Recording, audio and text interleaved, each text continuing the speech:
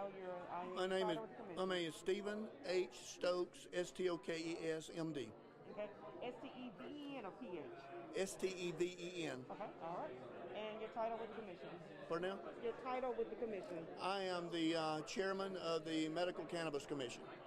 Two big developments in today's news. First of all, we The talked about Medical Cannabis Commission is planning to start the production of the medical marijuana in the process of taking permits soon since they are moving faster than expected, and in turn wanted to move the dates up from September of 2022 to September or October of 2021. When the legislation was written, they put in the law that the Medical Cannabis Commission would not start planting a crop until September of 2022. So we can start to have applicants for grow permits this fall. And so there'll be a special session in September. Senator Melson has of the Senate, who really authored the original bill, has said he will help us introduce legislation to amend the law to allow us to start accepting grower permits in September or either early October of this year. So if we can do that, then hopefully we can get the permits awarded by the end of the year so we can start growing in the winter. And most of these growers are going to be in greenhouses, because when you grow medical marijuana, you got to have security. So very few people are going to grow it outdoors. So it'll be in greenhouses so they can grow in the wintertime, I would think. And as soon as we get a crop growing, then we can start talking about permits for processors to take the actual raw plant and turn it into a product that patients can use. And then we can have the dispensaries awarding those licenses so they'll be able to dispense the product to patients that need it, hopefully by next fall, a year from now. That's our goal. And you're pretty confident the governor will make this a part of our special session call? We've been told that they would, because people have been waiting this for a long time, and it's hard to.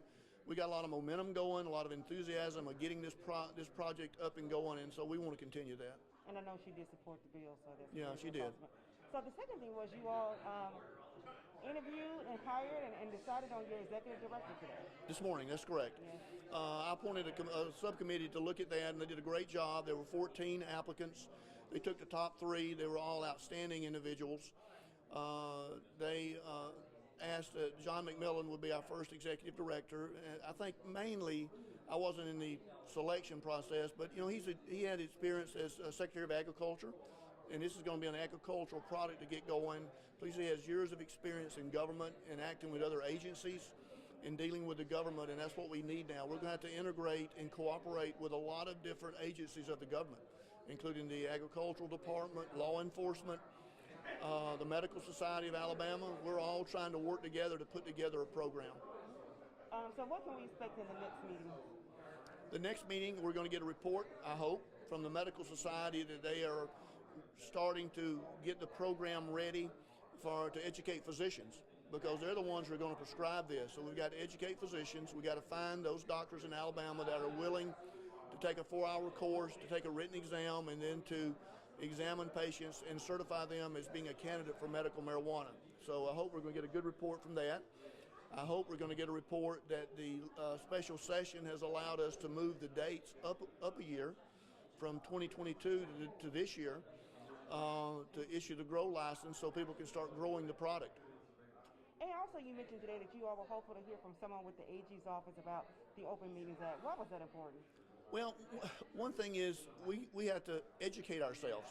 I mean, the board is going to have to go out and visit grow sites. And, we have a hemp program, and hemp and medical marijuana are the same plants. It's like white roses and red roses, except hemp is less than 0.3% THC.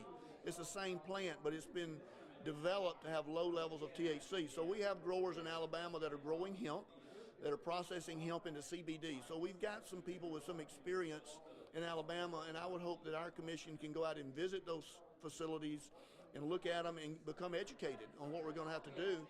But we want a ruling from the AG's office. We don't want to violate any open meetings laws. And so I think, and I'm going to try to confirm this, is as long as we just put it notice 24 hours to the media that we're going to be going to Birmingham to a processing plant, or Mobile to a processing plant, and you're welcome to come with us, that we won't be violating any regulations or open meetings laws regulations. Thank you much. You think?